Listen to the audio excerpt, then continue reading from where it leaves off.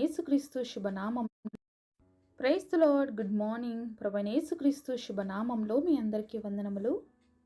ఎలా ఉన్నారండి? అందరూ బాగున్నారా? దేవుని మహాకృపను బట్టి మీరందరూ క్షేమంగా ఉండాలని అనుదినం మీ అందరి కోసం ప్రార్థన చేస్తూ ఉన్నాను. చిన్న ప్రార్థనతో ఈరోజు దేవుని వాగ్దానాన్ని సుసంతరించుకుందామా?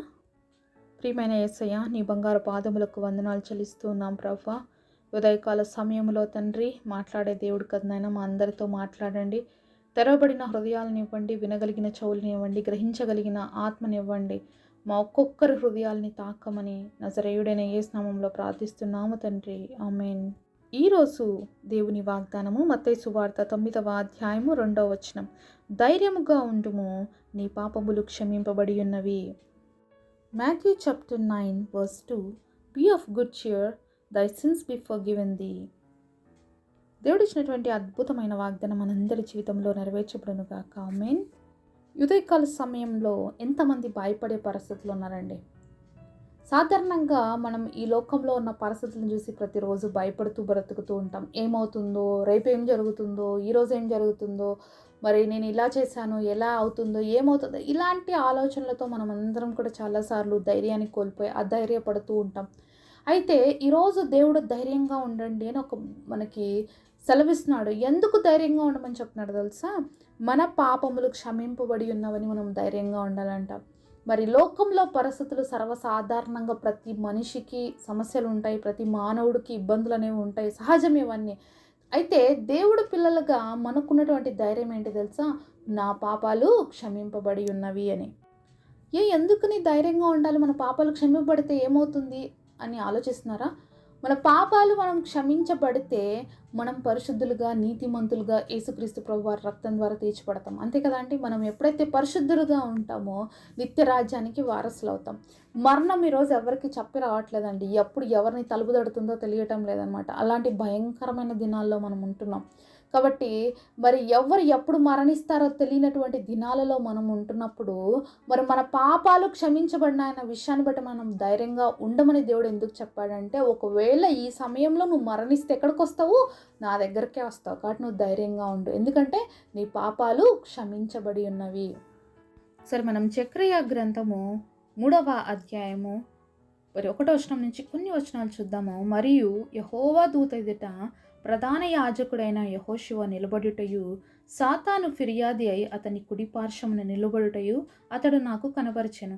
సాతాను, యెహోవా నిన్ను గద్దించును, యెరూషలేము కోరుకొను యెహోవా నిన్ను గద్దించును, ఇతడు అగ్నిలో నుండి తీసిన కొరివి వలె ఉన్నాడు కదా అని యెహోవా దూత సాతానుతో అనెను. ఇక్కడ మనం ఒక సన్నివేశాన్ని చూసినట్లయితే మరి దేవుని యొక్క మరి దూత ఎదుట ప్రధాన యాజకుడైనటువంటి యెహోషువ నిలబడి ఉంటే సాతాను ఇతని మీద ఫిర్యాదులు చేస్తూ ఉంది.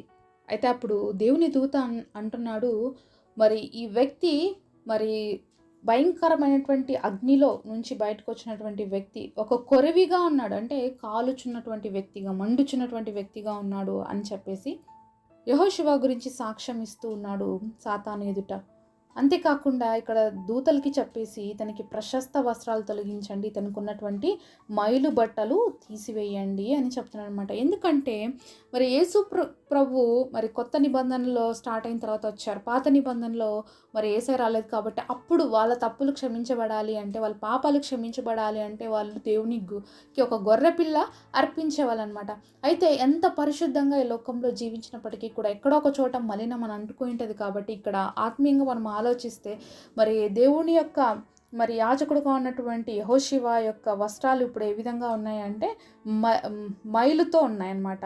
అయితే ఆ బట్టలు తీపించేసి అతనికి ప్రశస్తమైన వస్త్రాన్ని తొలగించి, అంతేకాకుండా తెల్లని పాగా పెట్టినట్లుగా మనం ఇక్కడ చూస్తూ ఉన్నాము. మరి తెల్లని పాగా ఒక రాజరికానికి, ఒక మంచి అధికారానికి గుర్తుగా ఉంది. ప్రశస్త వస్త్రాలు అనేవి పరిశుద్ధతకి గుర్తుగా ఉన్నాయి కదా. అంటే ఇక్కడ మరి యెహోషువ యొక్క జీవితంలో మనం చదువుతున్నటువంటి యెహోషువ వేరు, అలాగే మరి ఇశ్రాయేలు ప్రజలు నడిపించినటువంటి యెహోషువ వేరు అనమాట. ఇతని యొక్క యాజకుడు అనమాట. అయితే మరి ఈ యెహోషువ జీవితంలో దేవుడు అతన్ని పాపాలన్నింటినీ క్షమించి మలినమైన వస్త్రాలు తీసేసి ప్రశస్త వస్త్రం ఇచ్చి, అంతేకాకుండా తలకి పాగా ధరింపజేశాడు. అయితే అక్కడ ఉన్నటువంటి ఆ దూత ఏమంటున్నాడంటే యెహోషువతో, ఇదే అధ్యాయంలో 7వ వచనంలో చూసినట్లయితే, సైన్యములకు అధిపతి యెహోవా సెలవిచ్చినదేమనగా, నా మార్గంలో నడుచుచు నేను నీకు అప్పగించిన దాన్ని భద్రంగా గైకొనిన ఎడల నీవు నా మందిరం మీద అధికారవై నా ఆవరణములను కాపాడువాడు వగుదువు, మరియు ఇక్కడ నిలుచుండు వారికి కలిగినట్టు నా సన్నిధి నిలుచు భాగ్యము నీకిత్తును. ఇక్కడ దేవుడు ఏంటంటే యెహోవా సెలవిస్తున్నాడు యెహోషువాకి, నువ్వు నా మార్గంలన్నీ కూడా జాగ్రత్తగా నడుచుకున్నట్లయితే, నేను చెప్పినట్లుగా నువ్వు నడుచుకున్నట్లయితే, ఇక్కడ నిలుచున్న వారికి కలిగిన భాగ్యం నీకు ఇస్తాను. ఇక్కడ ఎవరు పరలోక రాజ్యంలో ఇతను ఒక దర్శనాన్ని చూస్తున్నాడు. పరలోక రాజ్యంలో దేవుని దూతలు వాళ్ళందరూ ఉన్నారు. సో అక్కడ వాళ్ళు నిత్యము దేవుణ్ణి స్తుతిస్తూ ఉన్నారు. అలాంటి గొప్ప భాగ్యం నీకు కూడా ఇస్తానని ఇక్కడ తెలియజేస్తున్నాడు దేవుడు.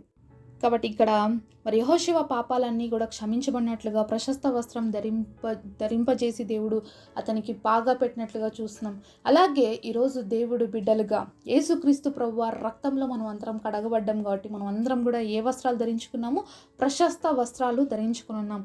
కాబట్టి ఈ వస్త్రాలకి మైలు అంటకుండా, మలినం అంటకుండా చాలా జాగ్రత్తగా మనం నడుచుకోవాలి అనేది మనం నేర్చుకోవాలి. యేసు ప్రభుని అంగీకరించిన మనందరి పాపాలు కూడా ఆయన తన రక్తం ద్వారా శుద్ధీకరించాడు, పవిత్రపరిచాడు.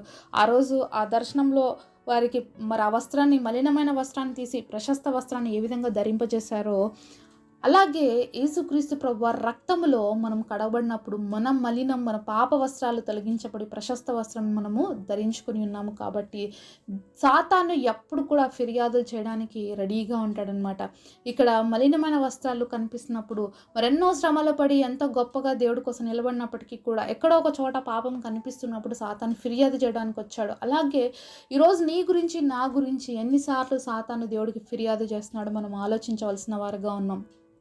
మరి దేవుడికి ఎవరైతే ఎంత ఇష్టంగా బ్రతుకుతారో వాళ్ళని ఎప్పుడు కూడా సాతాను గమనిస్తూనే ఉంటాడనమాట. ఎందుకంటే మరి దేవుడు ఎవరినైతే కోరుకొని ఉంటాడో వాళ్ళని చెడగొట్టడానికి సాతాను ఎప్పుడు సిద్ధంగా ఉన్నాడు. ఈరోజు దేవుడి ప్రణాళికలో నువ్వు ఉన్నావేమో, దేవుడు నిన్ను కోరుకున్నాడేమో, నిన్ను మీ కుటుంబంలో నుంచి ఏర్పరచుకున్నాడేమో. అయితే మరి నువ్వు ఏ విధంగా జీవిస్తున్నావు దేవుడి కోసం?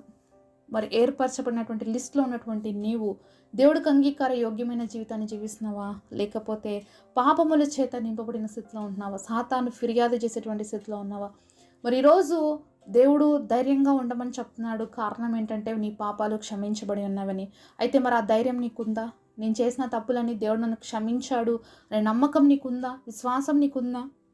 ఒకవేళ ఆ నమ్మకం, ఆ విశ్వాసం లేకపోతే క్రైస్తవం అనే దానికి నిరీక్షణ లేదనమాట. కాబట్టి ఈరోజు ఒకవేళ నువ్వు ఆ నిరీక్షణ లేకుండా ఉన్నట్లయితే యేసు ప్రభు ఎవరినైనా క్షమిస్తాడండి. ఎంత పాపినైనా క్షమిస్తాడు, ఎంత పాపాత్ములైనా మారుస్తాడు. ఆయన సన్నిధికి వచ్చి మనం ప్రార్థన చేస్తే ఎంతటి తప్పులైనా కూడా ఆయన క్షమించడానికి సిద్ధంగా ఉన్నాడు. కాబట్టి యేసు ప్రభు సన్నిధిలోకి నువ్వు రావాలని దేవుడు నిన్ను పిలుస్తున్నాడు. నువ్వు ఎవరైనా సరే ఈ మాటలు వింటున్నప్పుడు దేవుడు నీతో మాట్లాడుతున్నట్లయితే, నువ్వు ఏ పాపము చేసి ఏ యొక్క తప్పుడు పనులు చేసి దేవుడికి దూరం అయిపోయినావో, మలినమైన వస్త్రాలు కలిగి ఉన్నావో, తిరిగి దేవుడి దగ్గరికి రమ్మని దేవుడు నిన్ను పిలుస్తున్నాడు. ఆయన క్షమించడానికి సిద్ధంగా ఉన్నాడు. ఆ మలినమైన వస్త్రాలు తీసేసి పరిశుద్ధమైన ప్రశస్తమైన వస్త్రాలు ధరింపచేయాలని ఆశపడుతూ ఉన్నాడు. కాబట్టి పాపము చేత ధైర్యాన్ని కోల్పోయిన స్థితిలో ఉన్నట్లయితే ఈరోజు దేవుడి దగ్గరికి తిరిగి ఆ ధైర్యం దేవుడు ఇస్తాడు. అంతేకాకుండా నీ ప్రశస్తమైనటువంటి విలువైనటువంటి భాగ్యాన్ని, దేవుడి సన్నిధిలో నిలిచుండేటువంటి భాగ్యాన్ని ఇస్తానని కూడా దేవుడు ఈరోజు సెలవిస్తూ ఉన్నాడు. మరి ఆశ ఉందండి, దేవుడి సన్నిధిలో నేను కూడా నిలబడాలి. మరి దేవుడి దూతలు ఏ విధంగా నిత్యము పరలోక రాజ్యంలో దేవుని స్తుతిస్తారో నేను కూడా ఆ పరలోక రాజ్యంలో నిత్యము దేవుని స్తుతించాలి అంటే భూమి మీద ఉన్నప్పుడే పాపక్షమాపణ పొందుకోవాలి. కాబట్టి ఈరోజు అవకాశం ఇచ్చాడు. ఇంకా మనం భూమి మీద సజీవ లెక్కలో ఉన్నాము. కాబట్టి దేవుడి సన్నిధిలో మన పాపాలు ఒప్పుకుందాము, పరిశుద్ధపరచబడదాము, నిత్య రాజ్యానికి వారసులుగా ఉందాము. అట్టి కృప దేవుడు మనందరికీ సహాయం చేయనుగాక. పరిశుద్ధులైన తండ్రి, మీరు మాతో మాట్లాడిన ప్రతి మాట కొరకై మీకు వందనాలు చేస్తున్నాం తండ్రి. యాజకుడైనటువంటి యెహోషువ మలిన వస్త్రాలు తీసి పరిశుద్ధమైనటువంటి పాకాను, అలాగే తండ్రి ప్రశస్త వస్త్రాలు ధరింపచేసినట్లుగా ఈరోజు మా అందరి స్థితి మీరు ఎరిగిన దేవుడు తండ్రి. మా తప్పులు ఒప్పుకుంటున్నాం. మాలో ఉన్నటువంటి మలినాల్ని తొలగించి పరిశుద్ధపరిచి ఈ రాజ్యానికి వారసులుగా నీ సన్నిధిలో నిత్యం ఉండి నేను సేవించే విధంగా మా అందరికీ కృపనివ్వమని యేసు నామములో ప్రార్థిస్తున్నాము తండ్రి. ఆమేన్. ఈరోజు బర్త్డే అలాగే వెడ్డింగ్ యానివర్సరీ సెలబ్రేట్ చేసుకుంటున్న మీ అందరికీ కూడా wish you happy birthday and happy anniversary.